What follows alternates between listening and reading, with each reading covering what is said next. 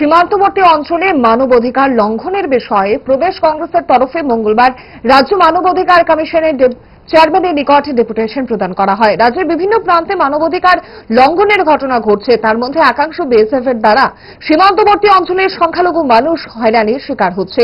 বৈধ বিদ্যুৎ সংযোগ থাকা সত্ত্বেও বিনা নোটিশে মতিনগর এবং জয়পুর সীমান্তে বসবাসকারী সংখ্যালঘু পরিবারগুলির বিদ্যুৎ সংযোগ ছিন্ন করে দেওয়া ঘটনা বিদ্যুৎ নিগম ও রাজ্য সরকারের তুগলকি কাজকর্মেরই একটা অংশ। বিদ্যুৎ সংযোগ পুনরায় ফিরিয়ে দেওয়া এবং কাঁটাতারের ওপারে নাগরিকদের বিভিন্ন বিষয় নিয়ে ত্রিপুরা প্রদেশ কংগ্রেস কমিটির উদ্যোগে এক প্রতিনিধি দল ত্রিপুরা মানবাধিকার কমিশনের চেয়ারম্যানের নিকট ডেপুটেশন প্রদান করেন।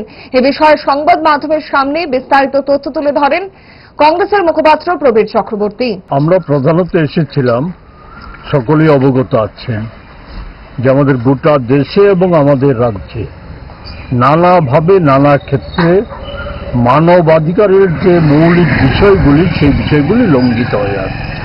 মতিনগর যে গ্রামটা, সেই গ্রামে সেখানে বিদ্যুৎ বিচ্ছিন্ন করে দেওয়ার জন্য যারা ভারতীয় নাগরিক, যাদের বৈধ সমস্ত কাগজপত্র, জমির অধিকার সবকিছু নিয়ে যারা বসবাস করছে, তাদের বিদ্যুতের লাইন কেটে নেওয়ার জন্য উদ্যোগ নিয়েছিল আমাদের রাজ্যের অকর্মণ্য বিদ্যুৎ নিগম।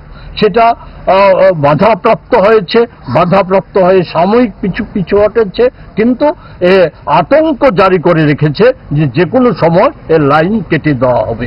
আমরা যেটা ওনাকে বলার চেষ্টা করেছি, এই যে একটা পরিকল্পনা মাফিক তাদেরকে সেখান থেকে উচ্ছেদের যে একটা পদক্ষেপ হিসাবে বিদ্যুৎ সংযোগ ছিন্ন করে দেওয়া, এটা অবিলম্বে বন্ধ করা। ওই গ্রামটার পাশে আগরতলার সন্নিকটে জয়পুরে 20-20টা সংখ্যালঘু পরিবারের বিদ্যুৎ সংযোগ ছিন্ন করে দেওয়া হয়েছে। আমরা এর প্রতিবাদও করেছি।